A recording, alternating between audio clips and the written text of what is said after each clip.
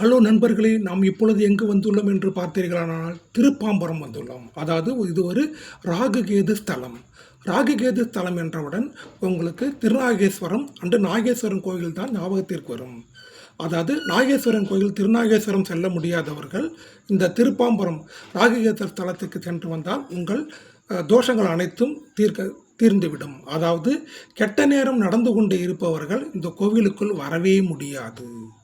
அதாவது இந்த ராஜகோபுரத்தை நிலை தாண்டி உள்ளே வந்தாச்சு என்றால் உங்களது கெட்ட நேரம் அனைத்தும் முடிந்து விட்டது என்ற அர்த்தம். அப்பேற்பட்ட ராகுகேது தலம்தான் இந்த திருப்பாம்புரம். அதாவது உள்ளே சென்றவுடன் ஒரு பாசிட்டிவான ஒரு வைப்ரேஷன் ஏற்படும், அதிர்வலைகள் ஏற்படும். அப்பொழுது உங்களுடைய அனைத்து தோஷங்களும் நீங்கிவிட்டது என்று அர்த்தம். அதாவது ராகு பகவானானது மீன ராசியிலிருந்து கும்பராசிக்கு இடம்பெயர்கிறார். அதாவது கேதுவாது கன்னி ராசியிலிருந்து சிம்ம ராசிக்கு இடம்பெயர்கிறார். இதற்கு பரிகாரம் செய்ய வேண்டிய ராசிகள் எப்பொழுது நடைபெறுகிறது என்று பார்த்தீங்கன்னா ஒரு ஏப்ரல் மாதம் 28ஆம் தேதி பரிகார பூஜை நடைபெறுகிறது. இந்த பூஜையில் நடந்து கொள்ள வேண்டிய ராசிகள் ரிஷபம், கடகம், கன்னி, துலாம், விருச்சகம், மகரம், மேஷம், மீனம். இந்த ராசிகளாம் பரிகார பூஜை செய்தால் உங்களுடைய தோஷங்கள் அனைத்தும் நீங்கி திருமண தடங்கல்கள் நீங்கி திருமணம் உடனே நடைபெறும்.